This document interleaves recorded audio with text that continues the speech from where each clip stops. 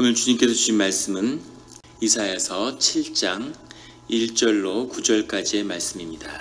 다 같이 한 목소리로 봉독하시겠습니다. 우시야의 손자요 요담의 아들인 유다의 아하스 왕 때에 아람의 르신 왕과 르말리아의 아들 이스라엘의 베가 왕이 올라와서 예루살렘을 쳤으나 능히 이기지 못하니라. 어떤 사람이 다윗의 집에 알려 이르되 아람이 에브라임과 동맹하였다 하였으므로 왕의 마음과 그 백성의 마음이 숲이 바람에 흔들림같이 흔들렸더라. 그때 여호와께서 이사야에게 이르시되 너와 내 아들 스알 야숲은 윗모수도 끝 세탁자의 밭 큰 길에 나가서 아하스를 만나 그에게 이르기를 너는 삼가며 조용하라. 르신과 아람과 르말리아의 아들이 심히 노할지라도 이들은 연기 나는 두 부직갱이 구루터기에 불과하니 두려워하지 말며 낙심하지 말라. 아람과 에브라임과 르말리아의 아들이 악한 꾀로 너를 대적하여 이르기를 우리가 올라가 유다를 쳐서 그것을 쓰러뜨리고 우리를 위하여 그것을 무너뜨리고 다부엘의 아들을 그 중에 세워 왕으로 삼자 하였으나 주 여호와의 말씀이 그 일은 서지 못하며 이루어지지 못하리라. 대저 아람의 머리는 다메섹이요 다메섹의 머리는 르신이며 65년 내에 에브라임이 패망하여 다시는 나라를 이루지 못할 것이며 에브라임의 머리는 사마리아요 사마리아의 머리는 르말리아의 아들이니라. 만일 너희가 굳게 믿지 아니하면 너희는 굳게 서지 못하리라 하시니라. 아멘. 다 같이 기도드리시겠습니다. 하나님 아버지 감사합니다. 주의 음성을 듣고자 저희가 새벽 제단 앞에 모였습니다. 저희 마음의 기도와 저희 마음의 묵상이 주님께 연락되길 원합니다. 감사드리며 예수 그리스도의 이름으로 기도드렸습니다. 아멘. 오늘 이사야서 7장의 말씀이 이렇게 시작합니다. 우시야의 손자여 요담의 아들인 유다의 아하스 왕 때, 우리 6장까지는 아하스 왕 때의 이야기, 그리고 아하스 왕이 이제 우시야 왕 때의 이야기죠. 우시야 왕이 마지막 죽던 해의 이야기까지인데 그의 아들 요담을 건너 뛰어서 아하스 왕 때로 시기가 진입하고 있습니다. 그때 아람의 르신 왕과 지금의 시리아 지역이겠죠. 아람 왕인 르신 왕과 르말리아의 아들 이스라엘의 베가 왕, 북이스라엘의 베가 왕이 올라와서 예루살렘을 쳤으나 능히 이기지 못하니라.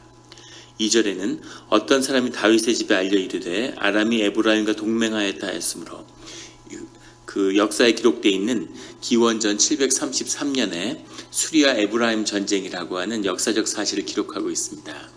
1절은 1차와 2차의 전쟁이 있었는데 1절은 1차 전쟁을 말하고 2절은 2차 전쟁을 앞둔 그 시기로 넘어가고 있는 거죠. 우리가 이 선지서를 읽으면서 경험하게 되는 건 하나님의 시각에서 의미 있는 사건들을 하나님의 선지자의 마음 가운데 기록해 나가는 겁니다. 그래서 우시야 왕 때 솔로몬의 그 영광과 비견될 만한 물질적인 번영은 세상에서 역사에서는 굉장히 귀중한 사건이지만 이사야 선지자의 눈에는 타락이고 부패하는 것이고 아무것도 아닌 것이죠. 안 좋은 것으로 그렇게 기록되고 있는 겁니다. 그 안에 하나님의 계시가 더 중요한 거죠. 그래서 유다의 왕국은 좋은 시기를 보낸 것 같지만 하나님의 눈으로 볼 때는 굉장히 어렵고 무너지는 시기로 기록되어 있죠. 그리고 요담 왕 때도 역시 번영의 시기였는데 건너뛰는 거죠. 그리고 그의 아들 아하스 왕 때에 와서 그 수리와 에브라임이라고 하는 큰 전쟁의 1차 시기를 한 줄로 요약하고 있는 겁니다. 그리고 넘어가는 거죠. 그리고 이제 2차 전쟁을 앞두고 있는 거예요. 그 당시에 다글렛 빌라셀이라고 하는 아시리아죠. 아수르, 성경에 나오는 아수르 왕국이 불같이 일어나고 있는 겁니다.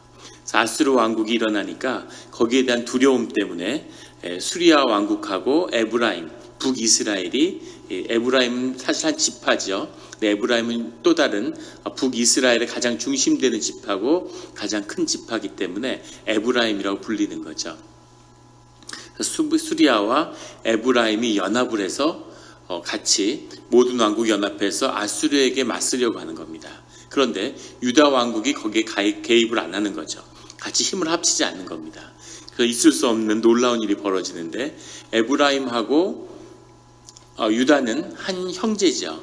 같은 이 야곱의 후손들이고 같은 12지파를 맺고 있고 같은 이스라엘 민족인데 북이스라엘이 수리아와 연합해서 유다를 공격하는 이런 그 놀라운 일이 벌어진 겁니다. 그래서 유다의 왕을 바꿔버리려고 하는 거죠. 오늘 6절에 보면 다부엘의 아들을 그 중에 세워 왕으로 삼자. 이스라엘은 계속 왕조가 바뀌었습니다. 여러 왕조가 정확한 10몇 개의 왕조가 계속 반복되죠. 끝없이 쿠데타가 일어나고, 근데 유다 왕국은 계속 다윗의 왕조 하나로 쭉 내려왔어요. 그러니까 그 다윗의 왕국, 유다의 왕국에서는 다윗의 왕조가 바뀐다는 건 상상하기 어렵지만 수리아나 에브라임의 입장에서 보면 다윗의 왕조를 바꾸는 건 아무것도 아닌 거죠. 그래서 다부엘의 아들을 세우자. 다부엘의 아들이 누굴까? 그건 정확히 모릅니다. 역사적인 아무 기록이 없는데, 그런데 이제 성서학자들 중에는 다부엘이라는 이름이 수리아의 이름이기 때문에 이방인을 갖다가 왕으로 세우려고 한 것이다. 뭐 이렇게 해석도 하는데, 아무리 이방 민족이지만 유대 왕국에 자신의 사람을 가서 세울 수 있다고 생각을 했을까? 그런 의혹도 남습니다. 어쨌든 중요한 것은 다윗의 왕조를 교체하려고 했다는 거죠. 그 시기에 앞두고 있는 겁니다. 2절에 보면 이제 수리아와 이스라엘이 공격해 온다는 얘기를 들으니까 이미 1차 전쟁으로 엄청난 폐허가 되고 거의 국토가 초토화됐는데 이스라엘의 유다 왕국의 그 예루살렘만을 점령하지 못하는 거죠. 예루살렘은 산 위에 지어진 아주 요새의 도시죠. 나중에 로마가 70년 로마 그 이스라엘 예루살렘 전쟁 때도 로마의 정규 부대가 여러 군단이 와서 그걸 에워싸고도 수년이 걸렸습니다.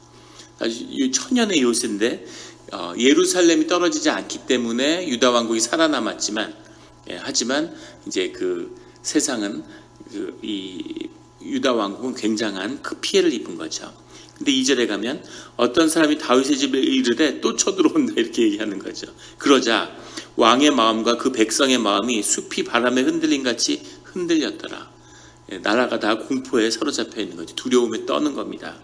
그때에 3절에 그때 여호와께서 이사야에게 이르시되 너와 내 아들 수알 야숲은 윗모수도 끝 세탁자의 발끝길에 다가서 아하스를 만나라 이렇게 말씀하고 계시는 겁니다. 유다 왕국의 이 약한 왕의 때 하나님을 잃어버린 이 땅에 하나님이 아하스를 보내서 그래서 새로운 계시를 주고 계시는 거죠. 이사야를 보내서. 이사야는 여호와는 구원이시다 하는 이름을 담고 있어요. 근데 왜 아들 스알 야숲을 데리고 가라고 했을까? 스알 야숲이라는 아들의 이름이 남는 자는 돌아오리라 이런 뜻이죠. 그래서 그 이름 자체가 그 존재가 하나님의 계시를 담고 있다는 겁니다. 하나님은 구원이시고 남는 자는 돌아온다. 이것이 하나님이 이사야의 때 이 예루살렘과 유다 땅에 주는 그 메시지를 이 부자의 이름이 함축하고 있는 거죠. 이 두 가지 메시지를 증거하고자 하는 겁니다. 그래서 그 아들도 선지자였겠죠. 아버지 이사야도 선지자였고 할아버지도 선지자였고. 근데 이 두 부자가 이 아하스 왕을 만나는 것 자체가 하나님의 계시가 그 땅에 임하는 거죠. 그 존재가 하나님의 말씀을 증거하는 겁니다.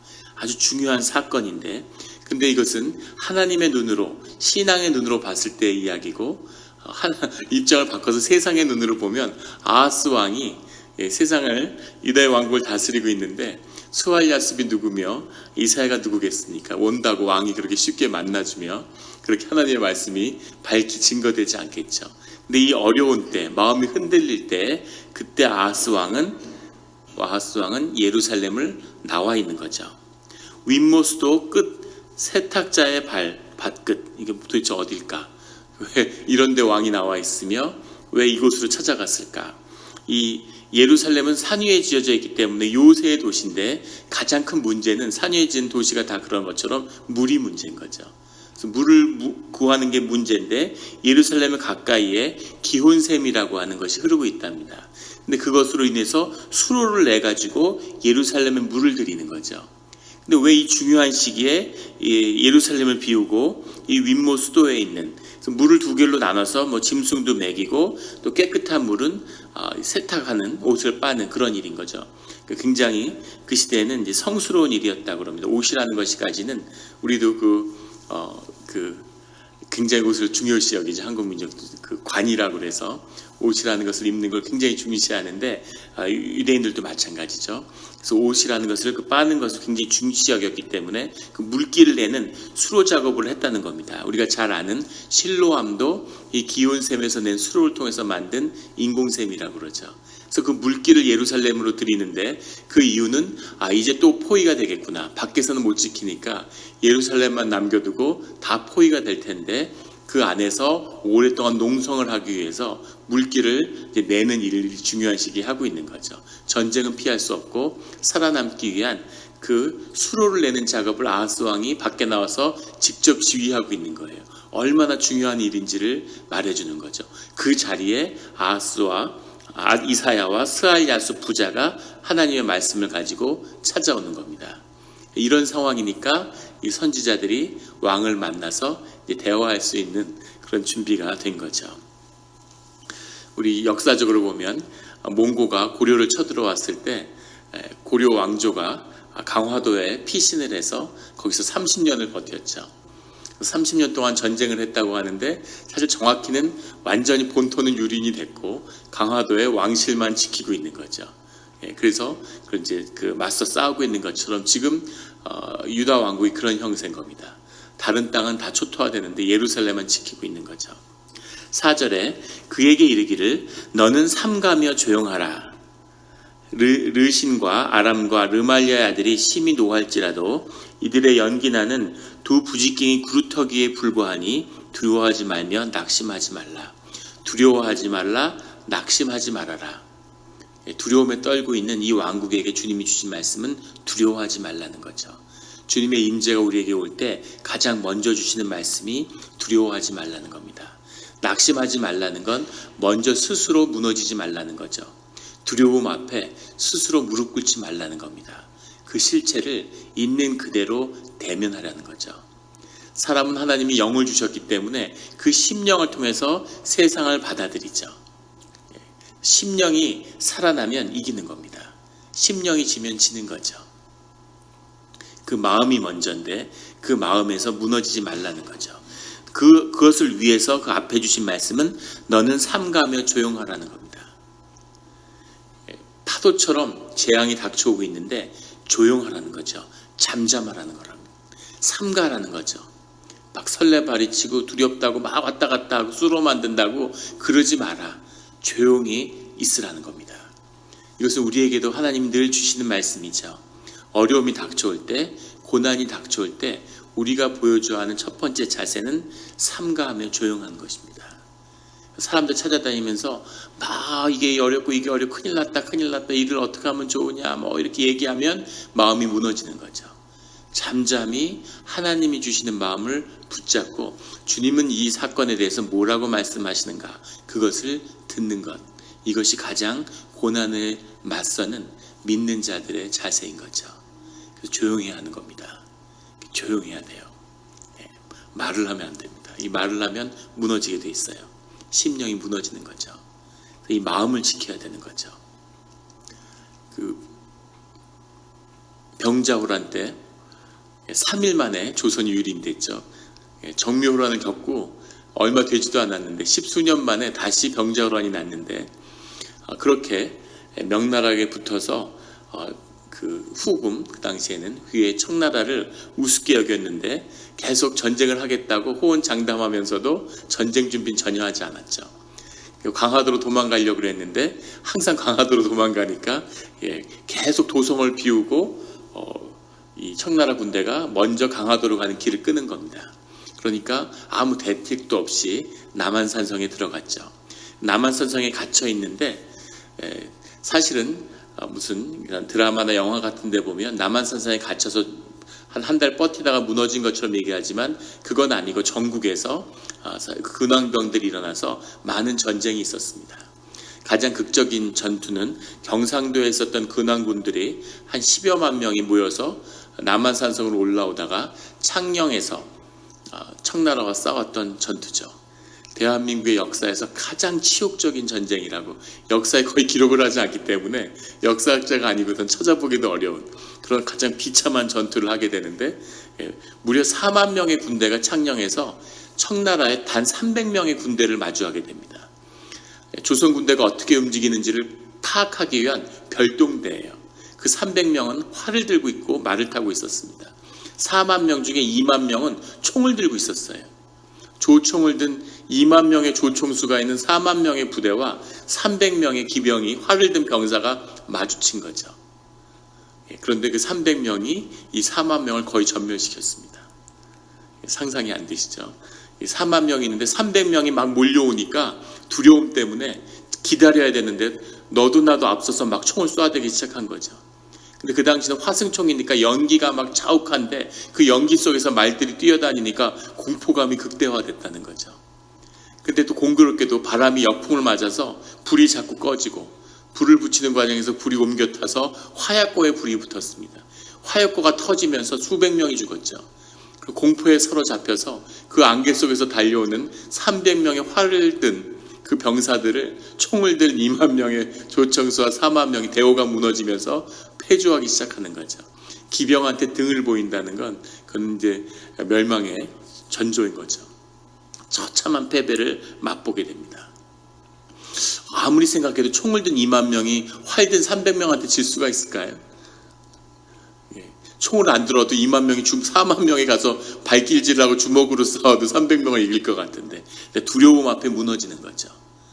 그 두려움이 너무 커지기 때문에 유령처럼 어마어마한 두려움 앞에 무너지는 겁니다.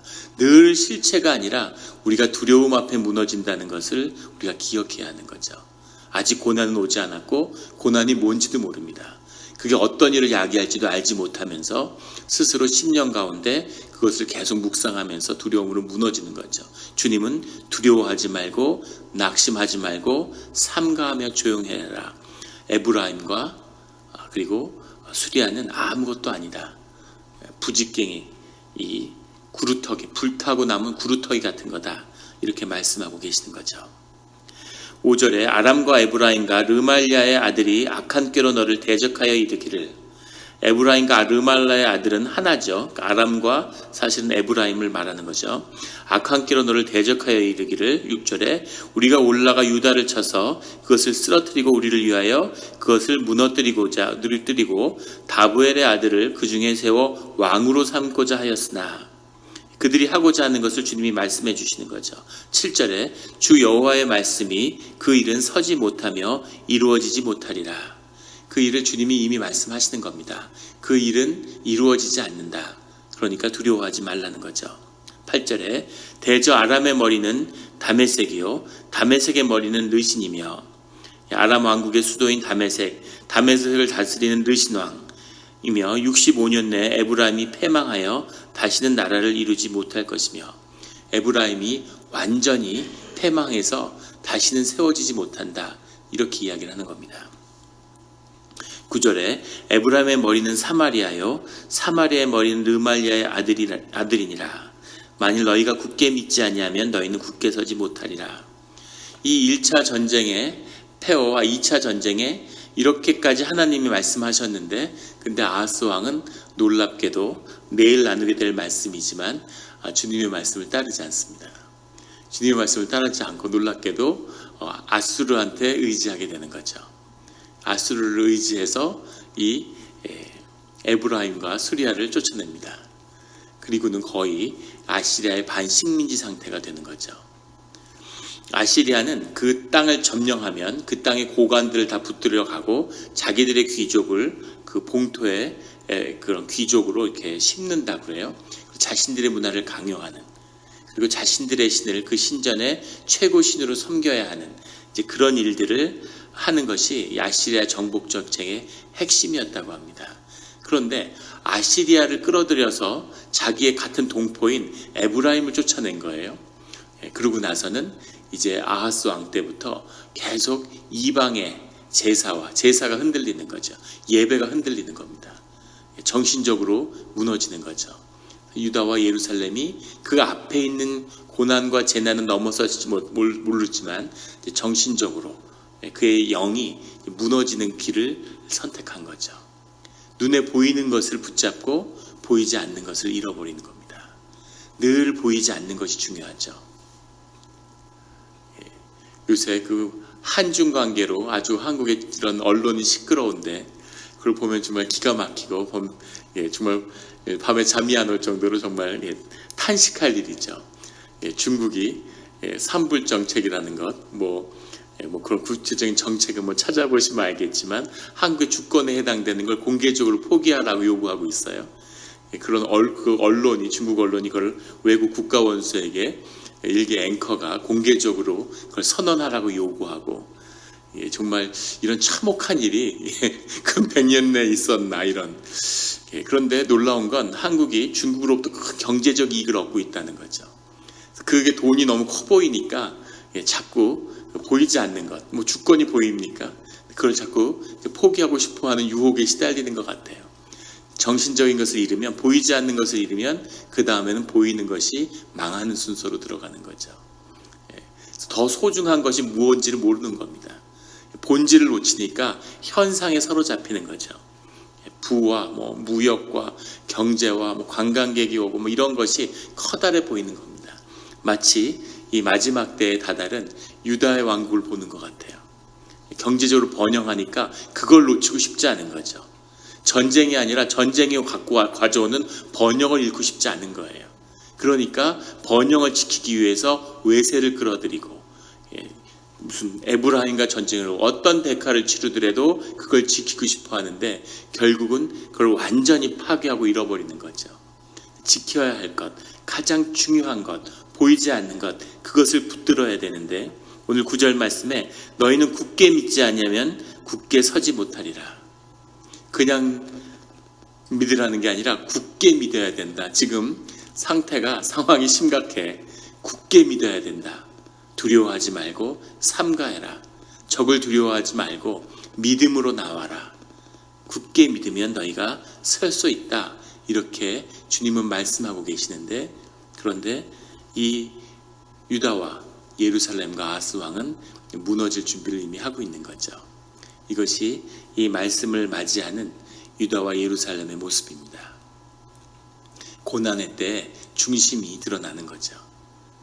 두려움이 몰려오고 고난이 몰려올 때 그 어려움 가운데 그 사람의 신앙이, 하나님을 향한 모습이 진짜가 무엇인지를 드러나는 겁니다. 그 신앙과 어려움의 때 보석같이 빛나는 그런 사람으로 드러날 수도 있고, 그리고 아니면 오늘 아하스 왕처럼 자신이 정말 붙들고 있는 것이 무엇이었는지를 고백하는 것으로 나올 수 있죠. 늘 주님을 굳게 믿음으로 굳게 서는 우리 영락교회 또 새벽제단을 지키는 성도님들이 되시기를 예수 그리스도의 이름으로 축원합니다. 기도드리시겠습니다. 하나님 아버지 감사합니다. 귀한 말씀을 주시니 감사합니다.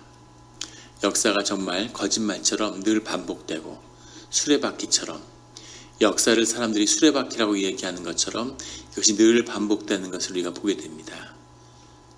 세상을 붙드는 것이 아니라 그 안에 주님의 역사하심을 바라보는 그런 주님의 자녀들이 되게 하여 주시옵소서. 주님이 조용히 잠잠히 두려워하지 말라고 말씀하시니 저희 가운데 주님을 굳게 믿는 그 믿음으로 늘 주님을 붙드는 그런 우리가 되게 하여 주시옵소서.